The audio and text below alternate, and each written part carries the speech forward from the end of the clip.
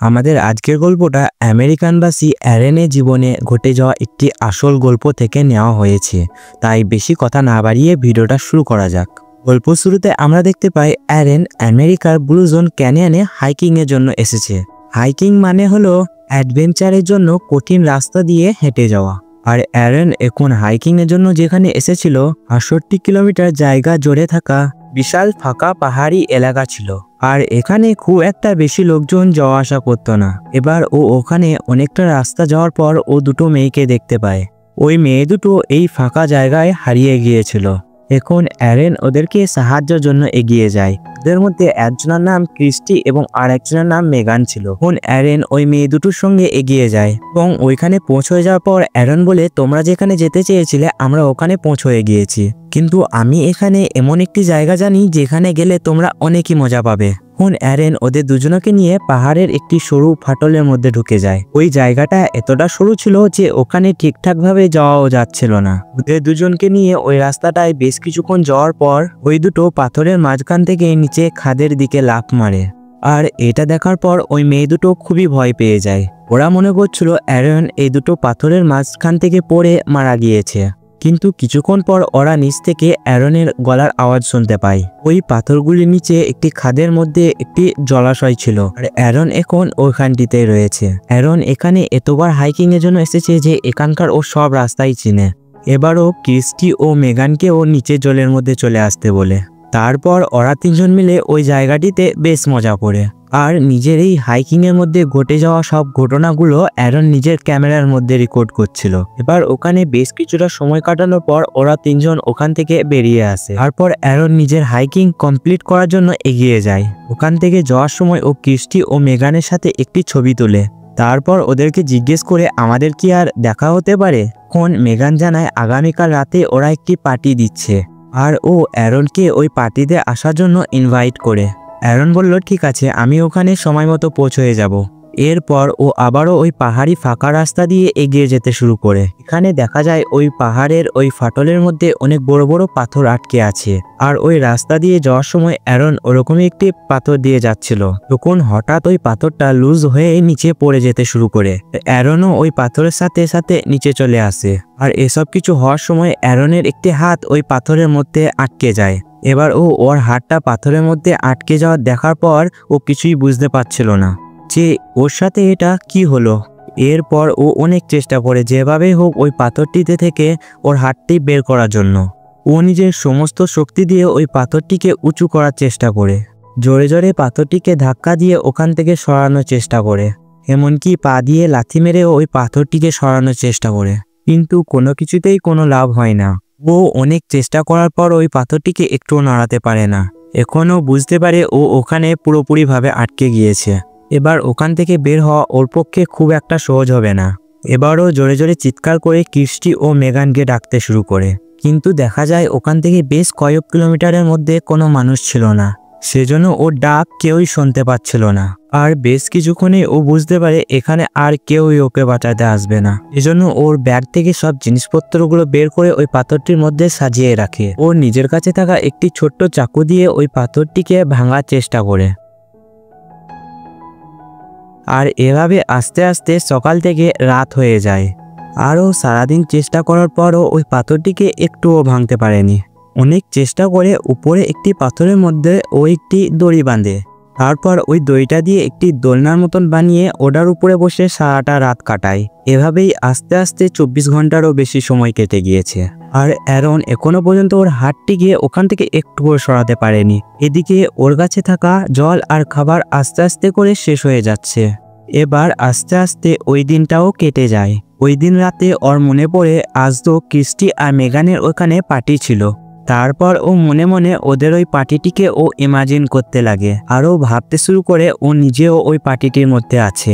আর এরপর ওর মনে পড়ে শনিবারের কথা। এদিন ও ওর বাড়ি থেকে এই হাইকিং এর জন্য বের হয়েছিল। বাড়ি থেকে বেরোনোর আগে ওর মা ওকে ফোন করেছিল, কিন্তু ও ইচ্ছে করে ওর মায়ের ফোনটা ধরেনি। এখন ওর মায়ের ফোনটা না ধরার জন্য ওর খুবই আফসোস হচ্ছিল। ওর মায়ের ফোনটা তুলে যদি ওর মাকে জানাতো ও হাইকিং এর জন্য কোথায় আসছে, তাহলে হয়তো ওর মা ওকে বাঁচাতে চলে আসতো। এবার দেখা যাচ্ছে সোমবার সকাল হয়ে গিয়েছে আর অ্যারন এখানে আজ 48 ঘন্টার বেশিও এখানে আটকে রয়েছে। এখন যে পাথরটিতে ওর হাত আটকে আছে সেই পাথরটিকে ও একটি দড়ি দিয়ে বাঁধে, তারপর মাথার উপরে থাকা আরেকটি পাথরের উপরে দড়িটিকে বাঁধিয়ে জোরে জোরে টানতে শুরু করে, যাতে ওর হাতের উপরে থাকা পাথরটা আস্তে আস্তে সরে যায়। আর এভাবে দড়ি দিয়ে ওই পাথরটিকে সরানোর ও অনেক চেষ্টা করে, এমনকি ওই দড়িটি ওর পায়ের মধ্যে বাঁধিয়ে ওর সমস্ত শরীরের ভার ওই দড়িটির মধ্যে দিয়ে দেয়। কিন্তু অনেকক্ষণ ধরে অনেক চেষ্টা করার পরও ওর কোনো কাজ হয় না। ওই পাথরটি নিজের জায়গা থেকে একটুকুও নড়ে না, কারণ ওই পাথরটির ওজন 300 কেজিরও বেশি ছিল। আর ওটাকে সরানো অ্যারনের পক্ষে কোনোভাবেই সম্ভব নয়। অ্যারন যেভাবেই হোক ও ওখান থেকে বাইরে বেরোতে চাচ্ছিল, সেই জন্য ও ঠিক করে ও নিজের হাতটিকে কেটে বাদ দিয়ে দিবে। এবারও নিজের কাছে থাকা চাকুটা দিয়ে নিজের হাত কাটতে শুরু করে, কিন্তু ও চাকুতে একদমই ধার ছিল না, সেজন্য ওর এই প্ল্যানটাও একদম ফেল হয়ে যায়। আর আস্তে আস্তে ও নিজের ফ্যামিলির সঙ্গে কাটানো সময়গুলোই মনে করতে লাগে। এবার দেখা যায় ও ঠিকঠাকভাবে খাওয়া দাওয়া না করার ফলে ও শারীরিক রূপে খুবই দুর্বল হয়ে গিয়েছিল। এবার সেই দিন রাতে ওখানে হঠাৎ করে বৃষ্টি শুরু হয়ে যায় আর অ্যারন যেখানে আটকে ছিল আস্তে আস্তে ওখানে জল ভরতে শুরু করে। আর অল্প কিছুক্ষণের মধ্যেই ওই জায়গাটি পুরো জলে ভরে যায়। আর এখন দেখা যায় ও ওখানে জলের তলায় আটকে রয়েছে। এবার যেহেতু জলের মধ্যে সব জিনিসের ওজন কমে যায়, অ্যারন ওখানে জলের মধ্যে ধাক্কা দিয়ে ওই পাথরটিকে ওখান থেকে সরে দেয়। এবারও ওখান থেকে পালিয়ে এসে নিজের গাড়িতে ওঠে, তারপর ওখান থেকে নিজের বাড়িতে চলে আসে। কিন্তু দেখা যায় এই সবটাই ছিল ওর স্বপ্ন। ও এখনও ওই পাহাড়টির মধ্যে আটকে রয়েছে। এবার দেখা যায় মঙ্গলবার হয়ে গিয়েছে। এবার দেখা যায় ওর কাছে জল, খাবার সব কিছুই শেষ হয়ে গিয়েছে। এবার দেখা যায় ওর অবস্থা আগের থেকে আরো খারাপ হয়ে গিয়েছে। এবার ও ওই চাকুটিকে নিয়ে নিজের হাতে লম্বালম্বিভাবে পুঁতে দেয় এবং ওই চাকুটা সোজা ওর হাতের হাড়ে গিয়ে বাঁধে। ওর অবস্থা এরকম হয়ে গিয়েছিল, হাতের মধ্যে চাকু ঢুকানোর পরেও ওর কোনো ব্যথা লাগছিল না, এমনকি ওই জায়গাটি থেকে খুব বেশি একটা রক্তও বের হচ্ছিল না। এবার আস্তে আস্তে সারাটা দিন কেটে গিয়ে রাত হয়ে যায়। এখন ওর কাছে আর একটুও জল বেঁচে নেই, সেজন্য ওকে বাধ্য হয়ে নিজের ইউরিন খেতে হয়। এবার বেশ কিছুক্ষণ পর ওর অবস্থাটা খুবই খারাপ হয়ে গিয়েছিল। ও ঠিক করে নাড়াচড়াও করতে পারছিল না এবং ওখানে পড়ে থাকার অবস্থায় ও সারা জীবনের সমস্ত স্মৃতি মনে পড়ছিল এবং ও মনে মনে ভাবে ও নিজের নেওয়া ডিসিশনের জন্যই এখানে আটকে রয়েছে। আর এই পাথরটা হয়তো আমার জন্মের আগে থেকেও আমার জন্য এখানে ওয়েট করছিল, আর আমি আমার সারা জীবন ধরে একটু একটু করে ওই পাথরটির দিকে এগিয়ে আসছিলাম। আর এখন এখানেই আমার সব কিছু শেষ হতে চলেছে। এবং ওখানে একটি পাথরের মধ্যে RIP লিখে নিজের ডেট অফ বার্থ লিখে দেয়। ও একরকমভাবে ধরে নিয়েছিল ও এখানেই মারা যাবে। তখনও হঠাৎ করে নিজের চোখের সামনে নিজের ছেলেকে দেখতে পায়। ও দেখে ও নিজের ছেলের সঙ্গে খেলা করছে। অ্যারনের এখনো বিয়ে হয়নি। ও একরকমভাবে নিজের ভবিষ্যৎকে কল্পনা করছিল। আর এসব কিছু দেখার পর ও নিজের ছেলের দিকে এগিয়ে যাওয়ার চেষ্টা করছিল, কিন্তু ওর হাত আটকে থাকার জন্য ও এগিয়ে যেতে পারছিল না। সেই জন্য ওই পাথরের মধ্যে থাকা হাড়টিতে জোরে জোরে টান দিয়ে নিজের হাতের হাড়টিকে ভেঙে দেয় এবং ওর হাতে থাকা চাকুটি দিয়ে নিজের চামড়া আর মাংসটি কেটে নিজের শরীর থেকে আলাদা করার চেষ্টা করছিল। কিন্তু এই কাজটা খুবই কষ্টে ও ব্যথাজনক ছিল।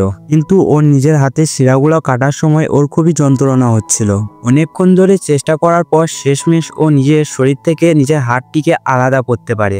এরপর প্রথম কিছুক্ষণ ধরে ও কিছুই বুঝে উঠতে পারছিল না যে ওর সাথে এটা কি হলো। তারপর ও নিজের হাতের বাকি অংশটা ঠিকভাবে বাঁধে, যাতে ওখান থেকে বেশি রক্ত না বের হতে পারে। তারপর ওখান থেকে বেরিয়ে আসার পর নিজের কেটে যাওয়া বাদ দেওয়া হাতের একটি ছবি তুলে। আর এখন দীর্ঘ 127 ঘন্টা ধরে ওখান থেকে আটকে থাকার পর অবশেষে অ্যারন ওখান থেকে মুক্তি পায়। কিন্তু ওর লড়াই এখনো শেষ হয়নি। এই পাহাড়ি দুর্গম রাস্তা দিয়ে এখন ওকে অনেকটা পথ হেঁটে যেতে হবে। এবার বেশ কিছুটা যাওয়ার পর ও দেখতে পায় একটা জায়গায় জল জমে রয়েছে, আর জলটা নালার থেকেও অনেক বেশি নোংরা ছিল। কিন্তু অ্যারন ওই জলটি খেতে শুরু করে।